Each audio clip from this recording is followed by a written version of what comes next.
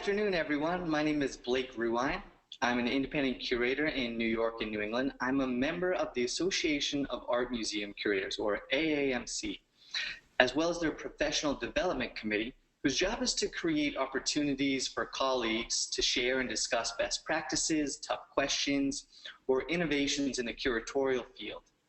Welcome to our first webinar of the 2015-2016 season. You can view videos of past webinars on the resources curators.org. This webinar is also being recorded and will be available on the website soon. I want to give a thanks to our co-organizers, Christy Kuzer, Beth Citrone, and Jennifer Scanlon, as well as the AAMC staff. AAMC has asked me to moderate this panel, and I'm glad you're here, because today we're discussing contemporary ways to present historical art. Our two presenters are more than qualified to get us thinking about these topics. I'm going to introduce them briefly because you can see extended biographies for them on the AAMC website. Our first presenter will be Gina Borromeo. Raise your hand, Gina. Curator of Ancient Art at the Rhode Island School of Design Museum, or the RISD Museum. Our second presenter is Cara McCarty. Wave at us, Cara. Hello. Curatorial Director at the Cooper Hewitt Smithsonian Design Museum. In addition to our presenters, we have an incredibly diverse group of professionals tuning in from all over the United States as well as Canada, and we want to hear from you. As the audience, you have the opportunity to ask questions to the presenters in real time, as well as a dedicated time slot at the end for Q&A. I'm sure this topic is going to bring up a lot of questions for us, and I want to let you know we're going to do what we can to address as many as possible of those in the time that we have.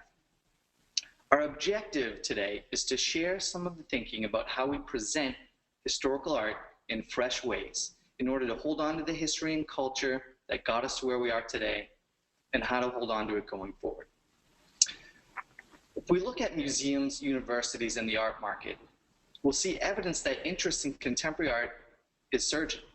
But that doesn't mean the relevance or accessibility of historical art has to take a back seat. How do you keep engagement with historical art fresh and adaptive for today and tomorrow?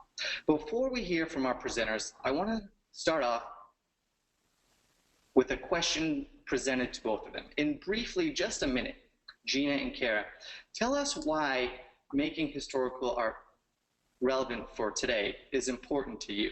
What does it mean to you, and what's something personal that you bring to this issue? Gina? Okay. Well, I work with young artists or artists in training, and every day I see them walk through the museum, and I have to make my collection relevant to them every day. And this is a challenge, and a challenge in a good way. And so I look upon my job as every day trying to make connections between the past and the present. Yeah, so important. I get that. Awesome. Cara, what about you?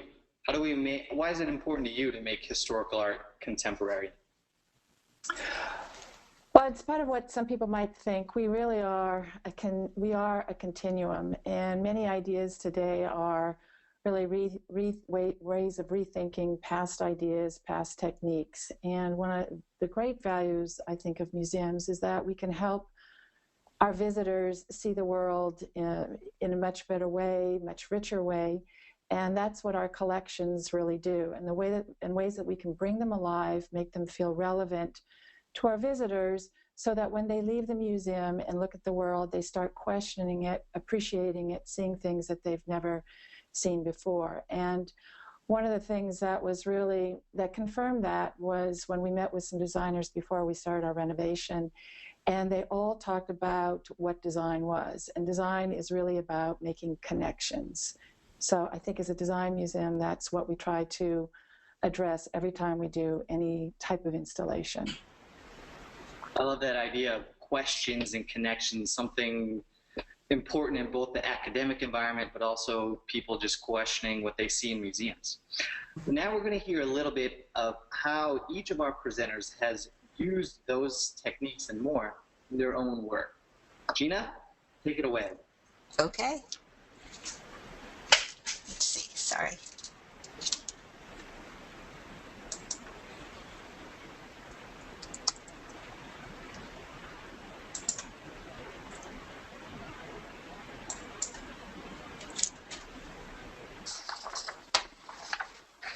Okay. Blake, I'm showing my screen and it doesn't seem to want to. Okay. I know I can see it. Okay. Can All you right, see it? here we go. Now There you we're ready. All right. Okay. So I will be speaking today about the reinstallation of Egyptian, Greek, and Roman art here at the RISD Museum. The Rhode Island School of Design, which is also known as RISD, was founded in 1877 to teach and inspire artists and designers, and also to educate the general public. From the very beginning, works of art were used in the classroom, and when the collection grew, in the museum. Today, the RISD Museum continues its dual role as an art school as an art museum within an art and design school, and also as a principal museum in the city of Providence and in the state of Rhode Island. Our ancient art collection is composed of 2,300 objects that entered the collection roughly at the beginning of the 20th century. And when we decided to do these reinstallations, we pretty much determined that we would let the strength of this collection drive the reinstallation. We also wanted to be sure that we were flexible in our reinstallation. We wanted to use a variety of interpretive approaches. So in planning for our reinstallation, we invited our colleagues at RISD, at Brown, and at other area universities to help us understand our objects from various perspectives. And here's an Egyptologist translating the genealogy of a coffin for us, and a geologist from Brown doing XRF analysis on a Fayum portrait to determine the composition of pigments. We also consulted with these academics to see how they taught from our collection. We wanted to see how we can better serve their needs.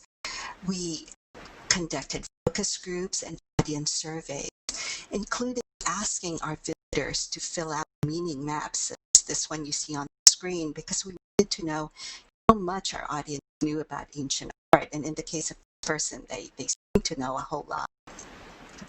So armed with this knowledge, we made test galleries. We installed test galleries where we could try out some of our ideas. I will talk about our Egyptian reinstallation first. And our first gallery is devoted to Egyptian funerary traditions. The very first object that you encounter upon entering this gallery is the funerary of Henny. And we chose this object because with this one object, you deal with issues that are key to Egyptian art and to understanding a lot of the images in Egyptian art. Why do Egyptian art, why are they instantly recognizable to us? So we use this object to discuss mixed perspective, how text and image are often combined, and how they work together for a religious purpose.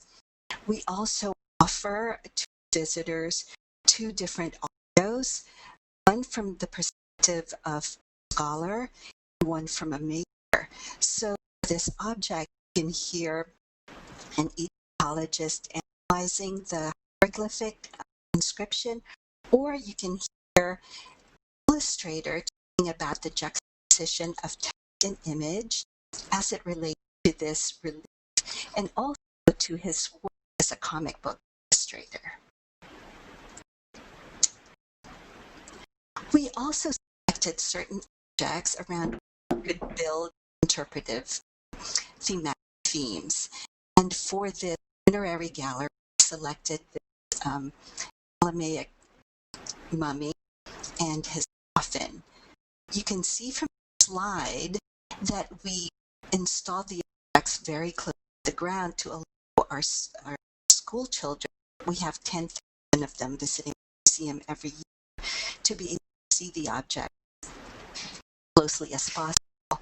We opened the column so they could see painted decoration inside. And the rest of the gallery has funerary objects dating from the very beginning of Egyptian history to the Roman period. The second gallery is the one I think that really, the RISD Signature Gallery. And this gallery is devoted to materials and technology. We find that RISD students, and in fact all audiences, are really interested in how things are made. And as curators here, we often have to justify our acquisitions to our board with justifications as how students would respond to the works. And our collection is actually with works that show process. And so it makes a lot of sense to make a gallery that focuses on aspects of making in ancient Egypt. And the actual case in the gallery does that. This sculpture model in the form of striding king still has the pencil marks visible on it. And this one still has the grid on the back. And for probably a teaching tool, it showed many sculptors the step in the process. Great favorites for RISD students. This one is a paint box, pigment cake still intact. Programs allow us to delve deeper into objects. Here, our double program actually is to invite two different specialists to discuss one object. So here, chemist and conservator coming together to discuss Russian blue, and allows us to discuss various concepts, social content for various works of art, different interpretations, and how objects' meanings change over time and in different contexts. Our Roman installation also has varied contextual approaches, and we have a precedent kind of thinking RISD. Here's an image of a gallery from 1939, and this gallery was designed by Alexander, who was art director at that point. He immigrated to the United States from Germany, and he believed in these galleries that he called atmospheric galleries, where he tried to recreate the look and the feeling of a particular period. He kept the label very inconspicuous, very small, and he added objects in a particular way to suggest grouping would have found in the ancient world. He kept the floors dark, even played period music. You'll notice that the woman has headphones, and he covered all of the windows with transparencies that had reconstructions of ancient monuments. He backlit gave the galleries a sense of space, and tried to immerse visitors in the ambience of the ancient world. He felt that it allowed them to understand the objects. I don't really go to those extremes to try to get visitors understand objects today. In fact, we do the opposite. In that we let out the ancient, the outside world, we let as light as possible to our galleries. Greek human objects are things that can take light more than any other object museums, but we encourage deep learning by object group and adjacencies. For instance, here we have a group of Giulio Claudio portraits, and by groups in this way, we are able to create a longer visual impact, as well as enhance their collective meaning. Here's another take where two different specialists discuss the portrait of Agrippina. Another way we try to interpret these objects is to evoke the original contexts for the objects, as in the placement of the stela that you see in the far background and of the lion that you see in the foreground. In our Greek gallery, we opted for a thematic reinstallation of the objects because we felt that thematic groupings provide insights into how objects were used in the ancient world. So here are some examples of the cases in that gallery. We mixed our ceramics, our bronzes, and our sculpture together into what we hope are vibrant arrangements of objects. This is our symposium case, and this is our death and burial case. And we find that our audience of school children and the general public are better able to understand how these objects were used in antiquity. Our last gallery is the Materials and Techniques Gallery for Greece and Rome. And here, once again, we divide the objects according to medium. In this gallery, we are able to point out what burial does to objects. So, for example, on this glass vessel, we look at the surface of this very closely, and we are able to explain that it's not an intended artistic effect, but actually a sign of the object's deterioration because of fluctuations in humidity. Our students love these galleries, and RISD students are visiting all the time to see how things are made. And this is a glass class in our gallery. And when they visit, as is often the case, they want to know how things are made. And this was the case for this Roman unguentarium from the 3rd century CE. They wanted to know how this was made, and there were several theories as to how it was made. And so the students basically just walked to their studio next door, and through experimentation finally came up with pretty good replica and answered their own question. And this really is a wonderful illustration of how our displays directly relate to the practice of our students, and how our collections are very much alive for them, and how their practice is also very much crucial to our work as museum curators as well. This is a gallery that also encourages close looking.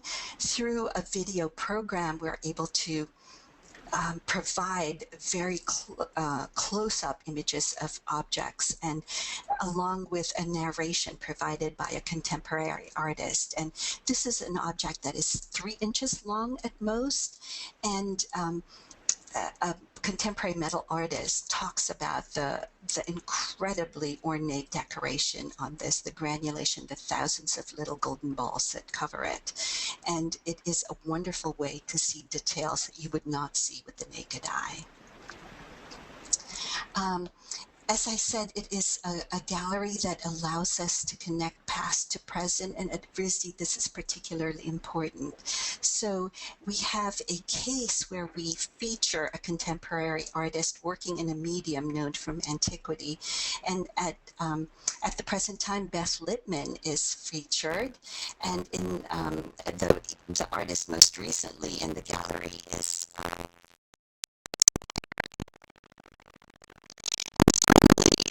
students have also been represented in the gallery.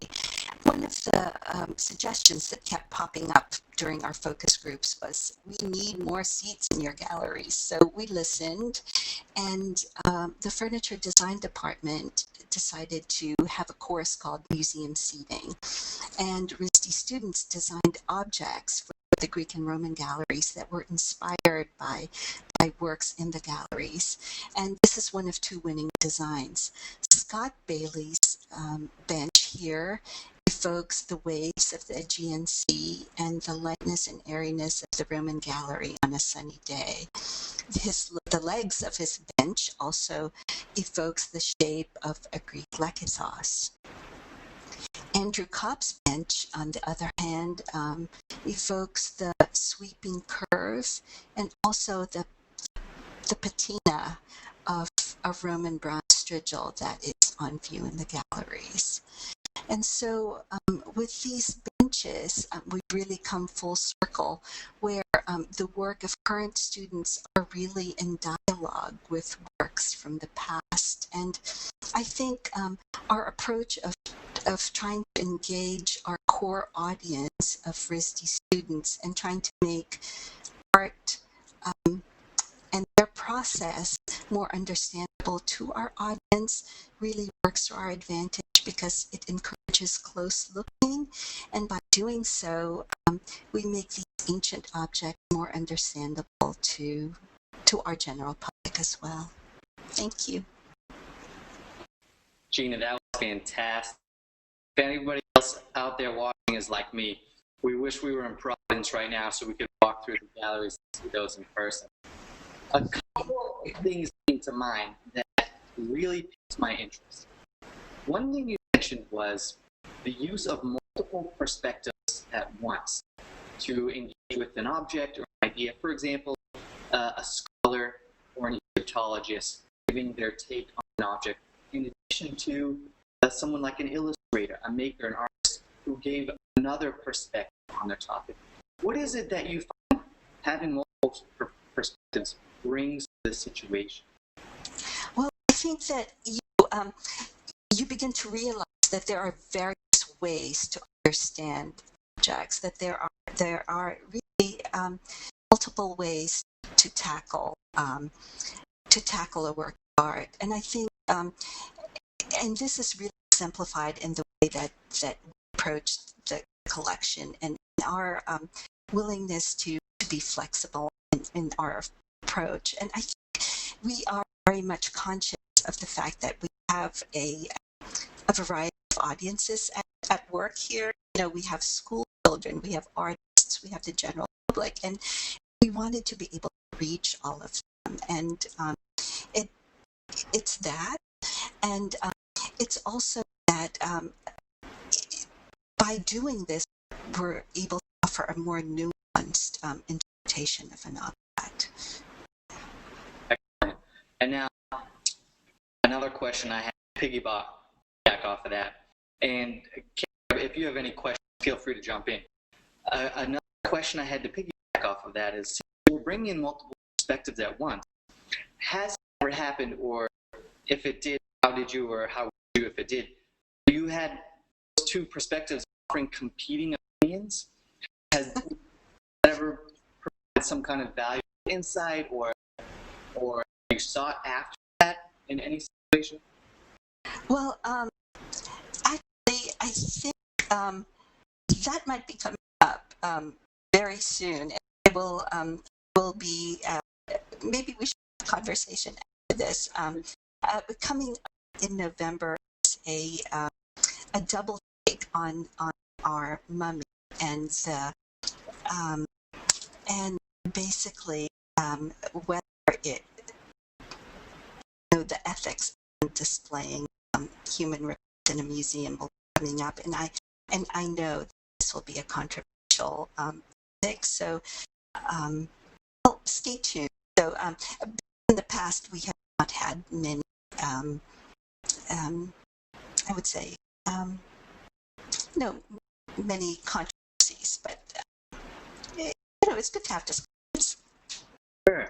I can tell you actually from my experience working at the 9/11 Memorial and Museum, the question of having human remains part of a museum is an issue that is important to people and definitely can be discussed tonight. So I'm looking forward to that discussion coming from RISD in November. Thank you so much again for your presentation.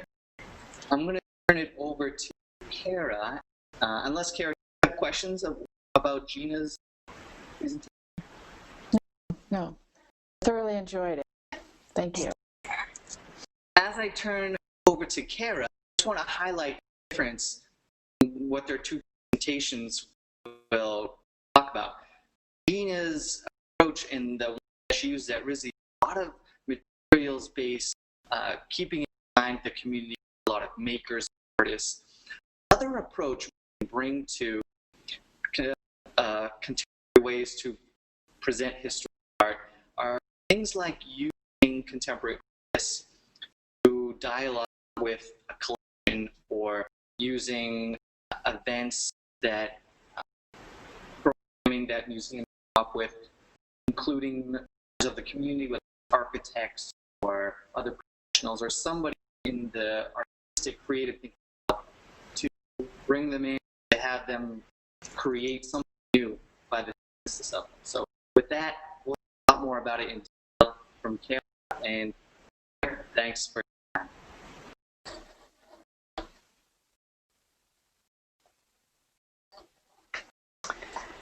Blake, and hello to everybody out there. I actually want to start with this image that was taken a few weeks ago. This is the garden on the backside of Cooper Hewitt, and I love this photograph because it says so much about the new Cooper Hewitt. Many of you know that we underwent a renovation, closed the museum, and reopened in December of 2014. And just to pick the point you were just making, like, for us, we always keep going at the museum. We always keep back to what is design. I'm sorry, Cara. We haven't been able to see your screen yet. We can get this taken care of before we get to that. I'm sorry about that, but Do I need to do something, or? Let's see here. Oh, here we go. We're making some progress. There we are. Now we see things. I'm sorry. Okay. So design is all about the user, like art, for example. Is that okay? Can you hear? Got it. Hear you. So this garden is, it really symbolizes for me, in a very beautiful way, the new Hewitt. And it's all about, during the time that we closed for renovation, it gave us the opportunity to really think about what we want to be as a 21st century museum. What were we doing before we closed that, what was right, or what we thought was right? What else did we want to be? What audiences did we want to reach and expand to? And what we kept back to is that we wanted to be accessible, wanted to be a participatory space, much more so than in the past, where visitors were in one-on-one with an object. And we wanted to be a much more social space. So this garden exemplifies that. There's an entrance to the garden, the fence. Before the renovation, the only way one could access the garden was through the door of the museum, purchasing a ticket, and then coming to the garden. Now we're open 8 o'clock every morning. We're open free of charge. The public can come in, they can buy coffee, have a croissant. The museum opens at 9 o'clock. But the point is that free, accessible into the garden, and that has really brought in, it's expanded our attendance, and also expanded the different age range that feels really comfortable here. So once inside the door of Cooper Hewitt, one immediately sees this wonderful juxtaposition of this historic mansion that was Andrew Carnegie's, built in 1902, juxtaposed with this new admissions desk that Diller, Scofidio, and Renfro designed for us. And it really epitomizes this wonderful sort of friction between the historic and the contemporary that we strive for no matter what we do at Cooper Hewitt. The collection, we have about 210,000 objects in the collection. The collections are wallpaper, textiles, drawings, prints, graphic design, product design, decorative arts. And I would say the 5th curatorial department is the Smithsonian Institution Libraries, and we borrow their work all the time. They have tremendous firsthand documents. That notion of contemporary and historic, the continuum, is something that Cooper Hewitt is able to do. Our collections span 30 centuries. We have rich collections in all the curatorial departments. And one of the things that we did at the beginning of the whole reevaluation process was to have some brainstorming sessions with designers and design educators. And the two key takeaways that I got from those sessions was that they wanted to see more objects shown in density, and they kept emphasizing connections. Design is really about connections, whether it be continuing similar ideas, perhaps realized in new materials, new forms, perhaps continuing new techniques, perhaps lost techniques, but reviving them. And as you can see in this brand new casework, we designed with Diller Scofidio Renfro as well as Gopion. We've come up with this casework that is here for the next 10 to 15 years. And we are able to mix the collections. It's mostly domestic scale collections. But here you can see integrating the collections, which has been a really good way for the public, as well as the curators, frankly, to see things in a new light. Here's another view of those, the new casework in galleries. The walls, basically, inside the casework, we have a kit of parts. We can move the walls backwards and forwards. We can even remove them. We can make the table displays shorter or longer, or again, remove, provided tremendously versatile. And here's another juxtaposition that was very popular, that was part of our reopening installation. And again, it underscores the Cooper Hewitt way of displaying. We have this beautiful early 19th century Sèvres cabinet that, and suspended above it is this terrific chandelier by the German lighting designer Ingo Maurer. The chandelier consists of broken porcelain plates suspended on armatures, and the jewel cabinet is really, it was a feat of innovation. For the first time, you have a large piece of furniture where the carcass is porcelain and there are gilt bronze mounts. But it's that type of historic contemporary juxtapositions that Cooper Hewitt is always looking to make. And as we've been able to gather data from our visitors about what type of works they're collecting, I'm really happy to say that it's about 50-50 historic objects and 50% contemporary. And I draw the dividing line there just at 20th century for ease. And one more example I'd like to give. This is in one of our central galleries. This was a recent installation organized by one of our curators, Caitlin Condell. It's a group of 16th and 17th century ornamental prints, grotesque prints, and she organized the exhibition to coincide with the museum's recent triennial that focused on beauty. And what I love about these is that, as you can see in these large graphic blow-ups that surround the door frames, that some of that imagery still looks so contemporary to me. And when I think about some of the transgressive or transgender examples of objects we had in the beauty exhibition, some of these works could easily have fit in the triennial. And that's, again, the way that we try to... The space that Cooper Hewitt has become known for was started in 2003, and it was the first gallery that the museum designated for the collection. And it was about 1,000 square feet, and the museum invited guest curators, whether they be artists, designers, radio talk show hosts, fashion designers, authors, to come and mine the collection and show it to us with using their experience, their interests, and helping us see them in new light. And I guarantee that most of what they select which come from a variety of time periods, mostly historic, are not objects that most curators trained in the United States or Europe would select. Many times they are not iconic pieces. And it's been extremely popular. This was an installation organized by the Dutch designer Helle Jongerius. And in the foreground, you can see this wonderful group of samplers. The museum has this remarkable collection of samplers, embroideries.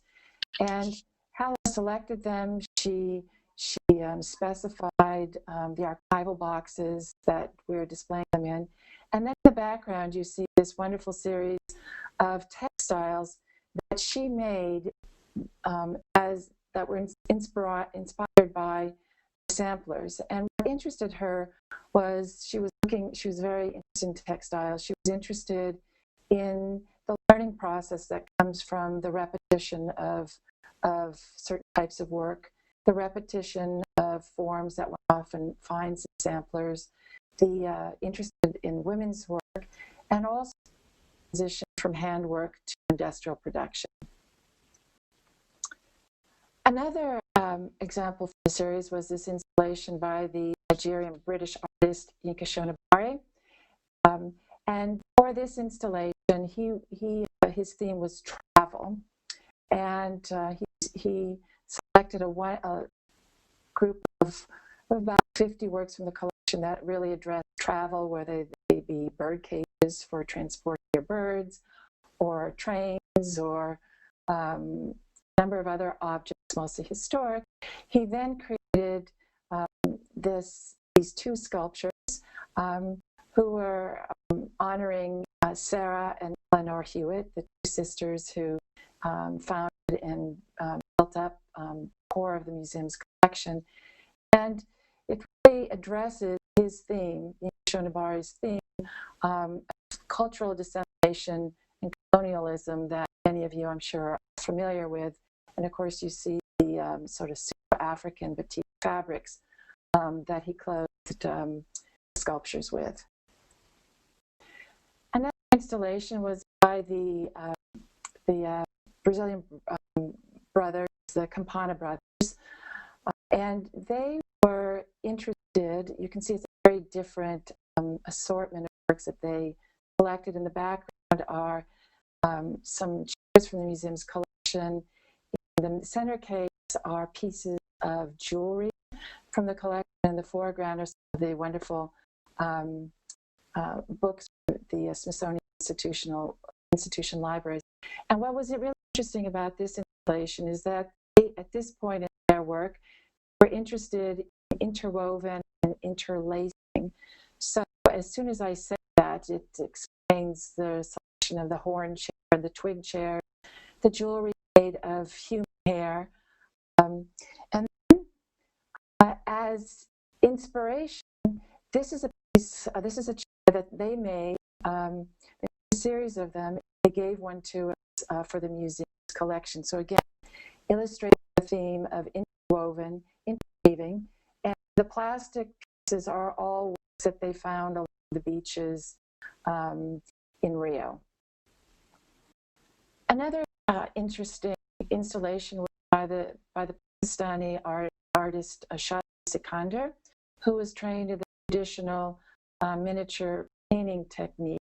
And she came and joined our collection, Freer Sackley collection, for a lot of works that address complexities and patterning. And I think you can see in the sort of the side this lovely wall panel by Ilanka Raj, and on the left, in an upright position, is a large print that Shah made in response to the works that she'd selected from the collection. David Adjei, our first architect in the series, made this lovely installation. Perhaps you saw it last year. Came and was very inspired by carvings. If you look at the ceiling and these sort of very lyrical carvings that one often finds in European architecture, that was the inspiration of the armature.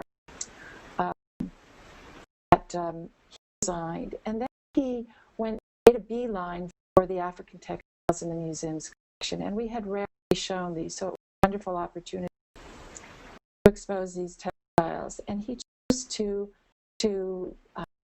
hang them vertically as they are walls of a building. And he was very knowledgeable about textiles. He also used textile patterns, imagery as part of his visual library that he draws on for a lot of his architecture. Very beautiful installation. When we opened the museum, we commissioned Laura Coleman to do things for us. One is to go through our collection and make a selection.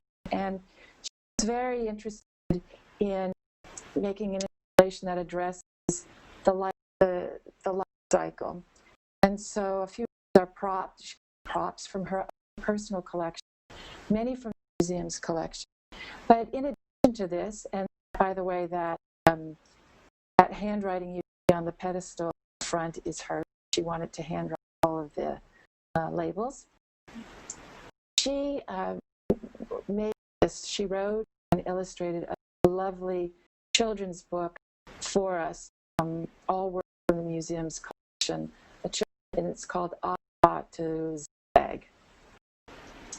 The last one I'll show you in the series is this installation currently on view by the fashion designer Tom Brown, who was interested in ideas of reflection, and he created this for us. So he went and he selected the mirrors in the museum's collection from different time periods, spanning 4 centuries, and many of them I'm not sure have ever seen the light of day. It was, again, a really nice opportunity to get all of our mirrors, conservation, to do some work on that.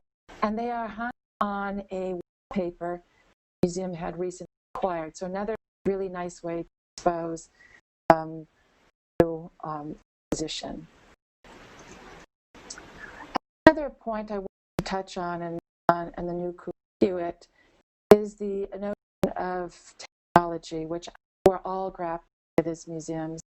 And we spent several years really pushing, pulling, brainstorming of what would be the most appropriate technology to use for Cooper Hewitt.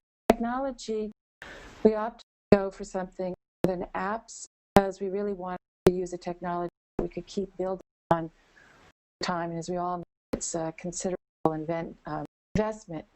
So for those of you who have been to the museum, you know there are digital tables on every floor. In every floating through those sort of circles you can see in the center of the tables are details of works on view, and the public can pull those to their placemat and learn more about other related works in the collection. They can also save them to their pen, this device that we created with a whole team of terrific people for our new visitor experience at Cooper Hewitt. And it's a technology that we are continuing to build on, and it's a wonderful way. Again, how can we offer more to our visitors than what is immediately apparent in the galleries? And so, the last example I just wanted to show you was this our immersion, and the museum has 10,000 wall cuttings in its collection, many of them historic, collecting of up to the moment of very contemporary pieces. But how do you make wallpaper an experience? How do you put more into context? And so we created this immersion room where the public can select works from our collection, again, which are floating through the center of that digital table you see, and then it projects the wallpaper up onto 2 walls. So you really feel like you are more like you would feel in context. With a wallpaper, you see it more scale. All the wallpaper patterns, so really one could delve into just even pattern creating, power of patterns, and think about patterns, how they're used over the centuries. simplify labor, for instance. But what I also really love about this installation in this room is that we continue to upload other papers in the collection that relate to whatever exhibition is on view at the time. And another thing, which is as popular as anything we've done in the museum, is we got the public opportunity to actually find their own wallpaper and project it on the walls.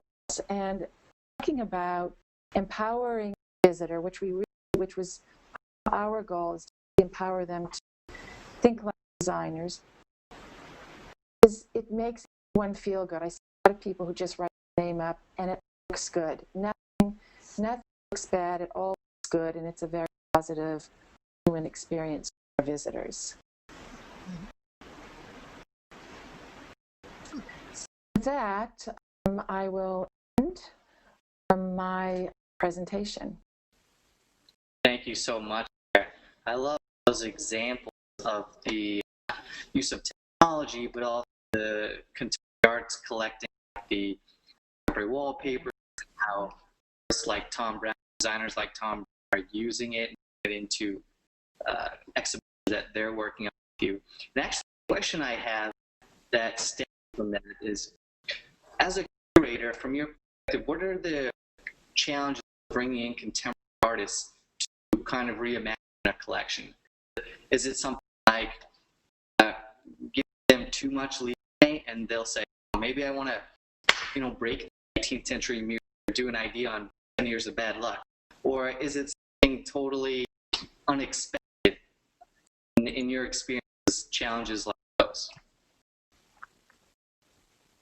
I'm sorry, I'm a little distracted by this technology. Could you just repeat the question very quickly?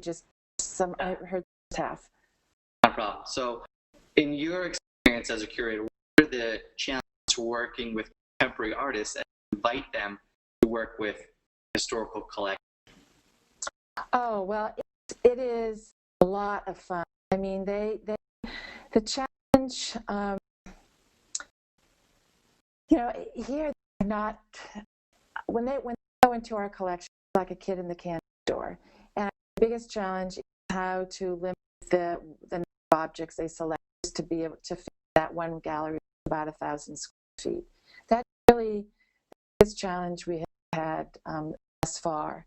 In other instances, when I've worked with contemporary designers or artists, it's often it's really meeting, trying to realize their vision, and contain it within our own capabilities, whether it be budget or some of their bigger dreams. But I think that it's always been, I'd say actually, the biggest limitations or challenges is keeping with it on budget. But it's always been a very positive experience. And what I have really particularly enjoyed about that series is that the artist works collection in ways we have never thought of before. It really opens someone who's in design, it really opens up the world to their way of thinking. Great. I have a question. Cara, how long does it take for your artist select series from planning to opening? Really?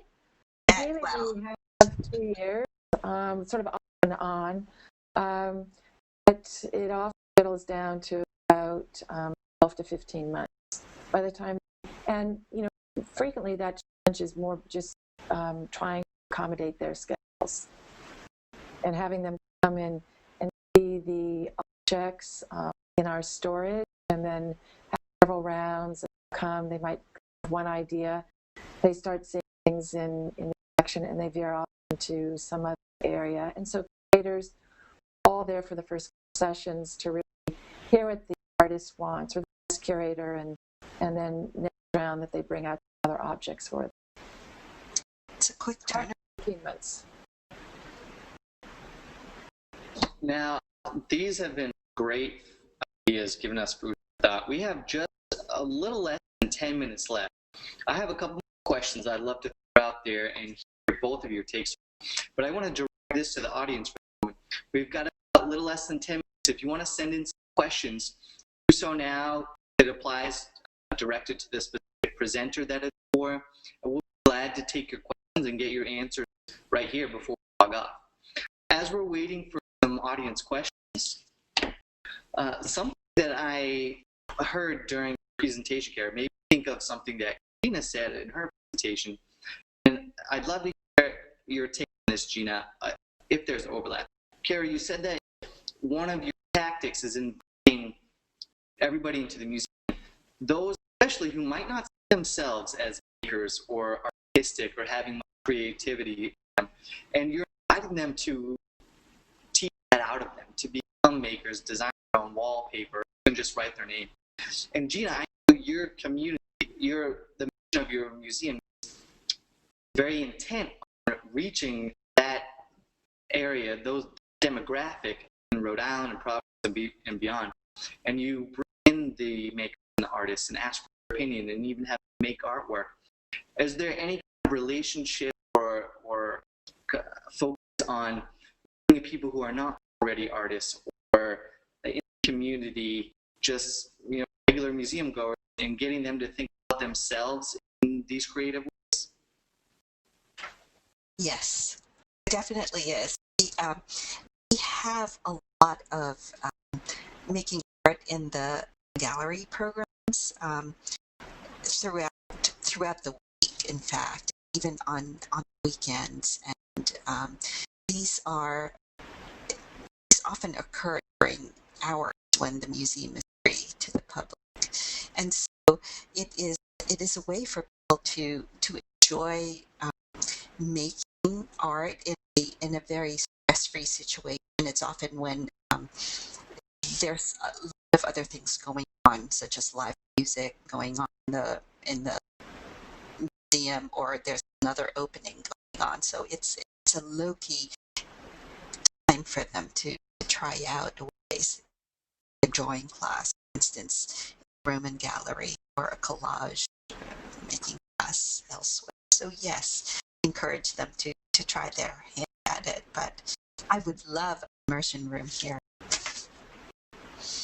Well, another way, just to piggyback on what Gina was saying, I think we all are realizing that programmatically we can extend the types of things that we do at our institutions and really expand our audience. Another feature of the Cooper Hewitt that I did mention, but I'll reference briefly, was our process lab. And that was something on the first floor, highly visible.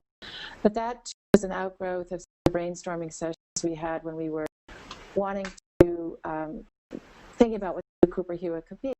And it's very much addressing some of the needs of the education department. We wanted to have hands-on activities in the galleries. And so we had this process lab where we really try to dissect or give the public examples, experiences of what it is to be a designer. And so our last iteration, we worked with Pixar to dissect their design process and animation and all the different steps that they go through and how their process. And ideally, we want a mix of analog and digital experiences in these galleries, so that there's always some making experience in there. And then we always try to relate it to the collection. So with Pixar, the audience had the opportunity to create characters in some of the same ways that even the Pixar animators start their brainstorming process. And we also put in, because of their film Incredibles, we had some century modern pieces from our collection that we were able to install in the galleries. Our current iteration, which we just launched last week, coincides with a new exhibition called By the People, Designing a Better America. And in the process, we take people through sort of a community engagement process. There are methodologies for engaging the community to solve problems together, whether it be how to use interstitial space in your neighborhood, or what do you want the wall mural to be like, etc. And that's a very empowering engagement process that we're trying to give our visitors. That's fantastic. We have just a few minutes left. I want to get to just a couple questions, maybe one for each of you. We had a bunch of questions come in for both Gina and Cara. I'm going to give you one each because that's what our timeline allows for. And if we can try and answer it in a minute, we'll have at least 28 seconds to wrap up and get everybody on their way. So, Cara, the question that came in for you was, let's see here. You had a couple questions that dealt with the budget for artist installations working with contemporary artists. And what are the stresses on those budgets? The stresses really are about the installation itself. We have a set of cases that we designed 15 years ago for the galleries, so thankfully we don't have to reinvent the wheel every time with our cases, but our platforms, building walls, building platforms, as we all know, that eats a big chunk of the budget right away. And then if there are framing costs, if we choose a lot of framed works, or if we have to order large vitrines, it's really more the display furniture. Got it. Great. Having that made ahead of time can be used more and more. That's a great way to address that. Gina, the question directed at you is, could you speak a little bit more about your work with the digital platforms to interpret historic artworks, for example, the Boris Valley project? Okay. Well, Boris, this is a program run by our education department, and Boris was invited into the museum, and he had a lot of time with the object, and one time with it, in fact, really looking at it quite intensively. And he spoke about it at length, and a photographer then took images of it, and we just kind of knitted that together. But basically what we tried to do was find objects in which contemporary artists in the area were very interested in.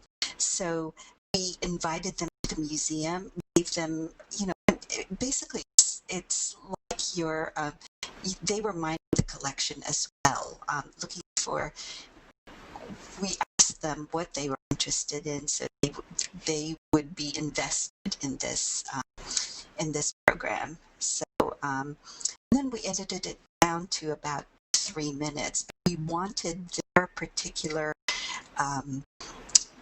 thoughts on not just process, but how that applies to today, what we can learn from this object and apply to contemporary art practice today. Yeah, that idea of getting their deep involvement from the artists into the exhibition sounds like the best way to bring out what they know in their perspective. With that, let me just say that it's not even 3:01 yet. Great job. Keep it on time, everybody. Thank you again so much to our presenters, Gina Borromeo, Curator of Ancient Art at the RISD Museum, Cara McCarty, Curatorial Director at the Hewitt Smithsonian Design Museum. Thanks again to our audience and those great questions from tuning in all over the country and beyond. I'm sure there's a wave of applause going through the airwaves right now. And let's continue this conversation. As we said, videos will be uploaded onto the website, this one, and we will continue these conversations. This one was started in part by discussions we've been having throughout the past year in our annual conference that took place in Texas in May. And from here on, we'll continue talking about these topics. Hopefully we've established some new connections for people on ideas and also people. So thank you again. It was our pleasure at AAMC and the Professional Development Committee to bring you this webinar. And that's it for today. Feel free to log off, and we'll see you next time. Bye. Thank you. Thanks, everyone. Bye-bye. Thank you.